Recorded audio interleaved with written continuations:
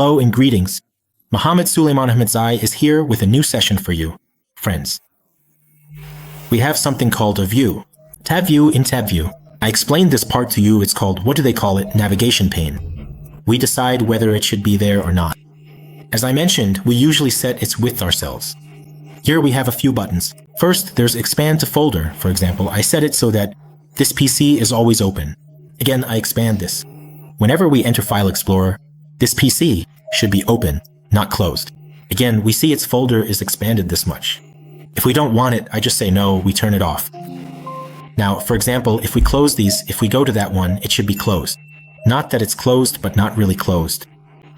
That's the class. Why did we turn that off? But let's say no to it. For example, besides the folder, it shows all the folders to us in an expanded view. Whenever you open a folder, if you close these, it's for them. This one is always open. Even if you close them, it's still expanded for me. But let's say I don't do this at all. So again, we go and turn this off, and as I mentioned before, the folder library has something called libraries. You can have it show the library. If you don't want it, you can also do it in home, and we had worked on this part before. There's another thing we have called the view pane, preview pane, and details pane. This comes in line with something called the preview pane. This section. What is its feature? For example, whenever we select a file before opening the file, it shows us a preview inside the file. Whether it's a file, for example, a movie or a video. For instance, the content inside this Word file. Even before opening it, it shows us the contents inside. If I open it, there are just a few words in it. Subtraction, multiplication, division, structure, double, for example, you see it's different. For example, it has a few words, and then this. Alright, we also have something called the details pane.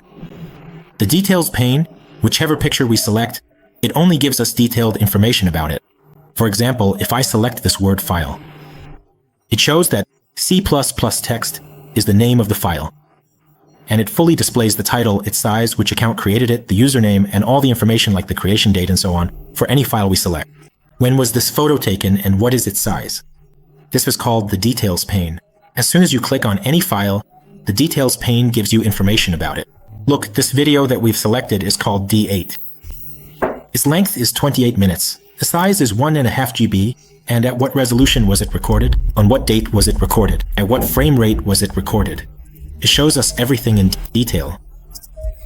What size should the icons be? You had only read these two. For small and large shortcuts, you were told it was Ctrl plus Shift plus 6 and 4. But we can do it from here as well. Show it in extra large. Small, tile, large, medium, list, content, detail. Detail means, for example, I give information about it. So we can choose together, you and I. By default, tile is usually selected. But later, it's up to your preference, we can change it. There's something called sort. It doesn't matter which view you're in. But if we want to sort and you're tired, we want to sort it. We can select it here, for example, by alphabetical order. For example, let's say we go to Drive C. This is Drive C, tells us to sort these files. From A to W, these files are named starting with F up to W, or the opposite, ascending or descending. We can also sort by size. We can sort by date modified, by the date it was created, or by title. In summary, we can sort in different ways. If we want, we can go with you to choose cones. We can sort by other things as well. Let's sort. Right now, it shows a few things. If we want, we can also sort by additional fields. For example, cell phone children, if there are more options. Color means background. Whatever you want, you can sort by it. Then, there's something called group. We can tell it to create groups, can categorize them. For example, it can categorize separately, like folders that start with A or K. If they're categorized, then we can come and select from these. For example, based on what should it show the categories. If it's based on name, for instance, from A to H, from A to, usually it creates 3 categories like this. From Q to Z, for example, they create a category. A folder that falls between Q and Z is a category folder. From A to P, for example, from A to H. Again, either descending, ascending, or all across. Could be by date modified, could be by title, or by anything else you want. But I want to emphasize, for example, if we say sort by date modified, you see the last folder that was created is the most recent. Earlier this year. A long time ago. Based on that, it sorts it for us and you. If we select by date created, you'll see, a long time ago, earlier, most recent. It sorts things for us in different ways, creates groups. It creates categorized groups. If we select by size and those other options, well, if we choose by name, it sorts alphabetically. If we didn't want that, what would we select? None. There's another thing called Add Column. By default, the details section isn't that important. In details, it gives us extra information like date modified, type, and size. If we want to add some other information like date created, for example, for information like the author or writer, we need to go to Properties. Provide information about who the author is. Some of this information needs to be provided first. It shows the authors of these files. Those who created or made it, like the created by column or columns like tag, for example, or title. We can go and assign a title to them. In the end, these extra columns also get added. If these columns, for example, aren't sorted, or if they're too wide or just a single number. If we want to say, for example, to fit the view to the data, column size to fit, tries to adjust it, it fits the content based on the text to the screen. We can select those columns that we don't need. We can even add some other columns as well. There are a lot of options. Columns like, for example, the album column, whatever the album account is. We also have something else called an item checkbox. For now, we'll just select one. If we want to select multiple at the same time, that's fine too. Either we select like this, or we press Ctrl+A. It gets selected just like we learned before here. But for example, if we enable the checkbox, then each one will have its own checkbox in front of it. It makes selecting them easier. For example, when you want to copy 3 folders, these folders, this one, and this one, are enough for us. So it's easier this way, but for example, if we wanted to select a few in the middle, we would do it using Control. If there's no checkbox, you have to use Control+click. But if someone doesn't know the shortcut, they'll be very satisfied with this and can select items from the middle as they wish. I just want to copy these 3 folders. If there's no checkbox, you can't do this. You'll lose your selection. File, name, and file extension abbreviations. Every software and every file, what does it have with you? It has an extension which acts as its representative. It shows which program it was created with. For example, if you have a Word file, whether from WordPress or, say, a Microsoft Word file. Now, let's look at the difference between these files. It's not always obvious. Sometimes, if someone doesn't know, how can they tell which one is a WordPress file and which one is a Word file? The reason these files, for example, open in their own software is because of the file extension. Right now, we've hidden the file extensions so they're not shown, but let's change that. Now, it will also show the file extensions. For example, each file has a different extension. Naturally, you can see our file here. This is our file. It's fine. This one has the WordPress extension. DOC is the extension for Word. Excel extension. For example, someone could go and rename this and change its extension. Like make it PPTX, which is from PowerPoint, so it turns into a PowerPoint file. This file is not a Word file. If there's content in it and we double-click, it will open in PowerPoint. Even though we completely changed the file at the end. If someone says this isn't a PowerPoint file, it's written wrong or something else has happened. For example, the file is actually an Excel file. Excel's extension, XLS, is the shortcut for the Excel program.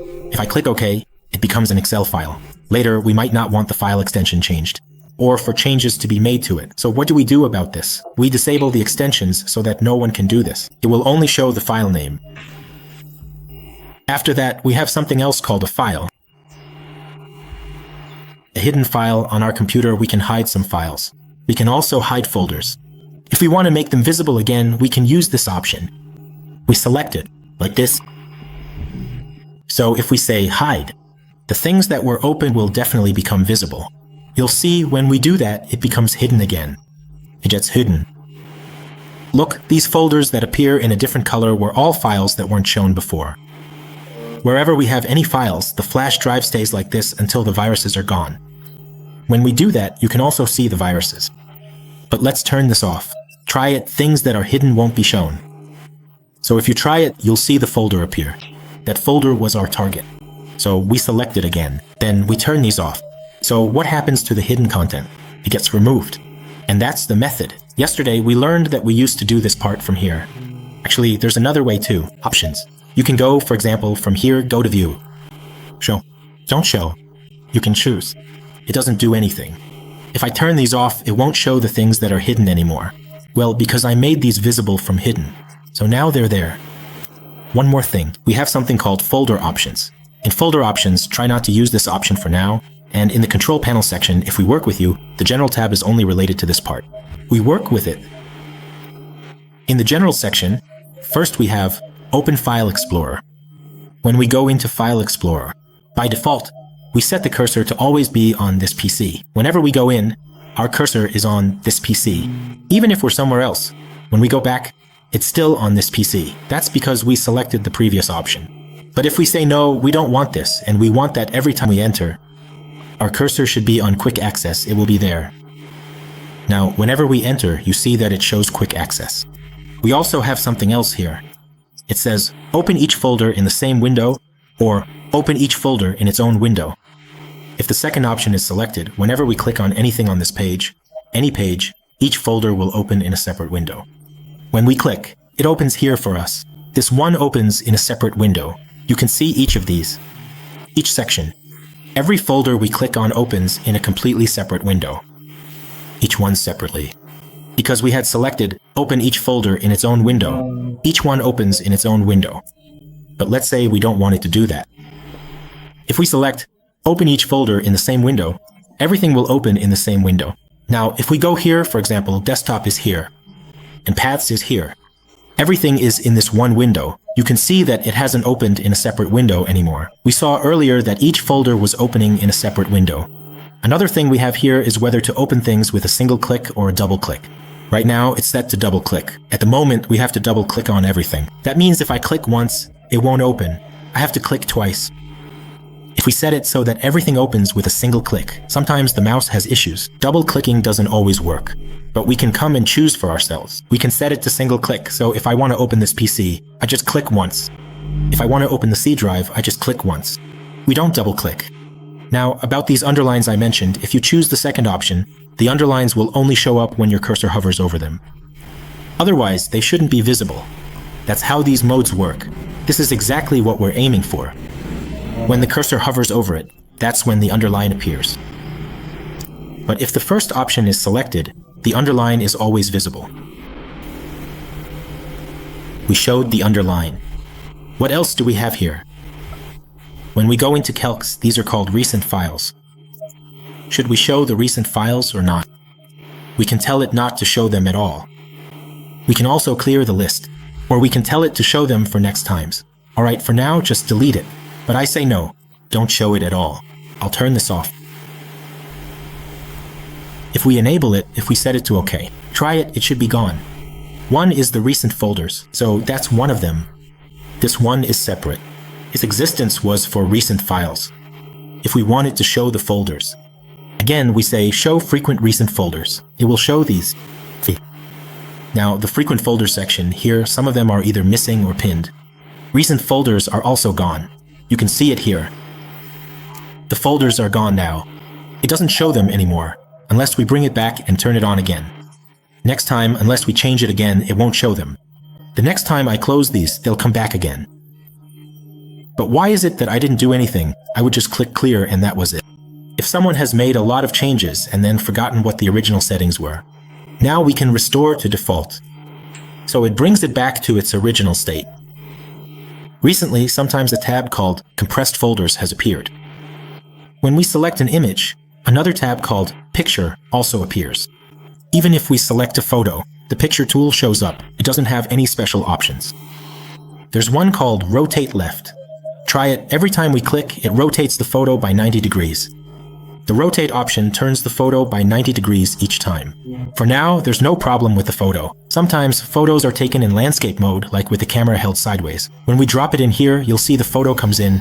But what does it do for us? It rotates the photo, turns it. Another thing is called slideshow. For example, by clicking, we select the photos to decide how many will be included in the slideshow.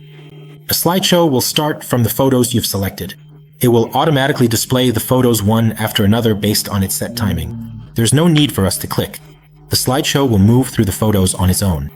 So, if we press the escape key and if you want a specific photo to appear uniquely on your desktop, what does it say to you?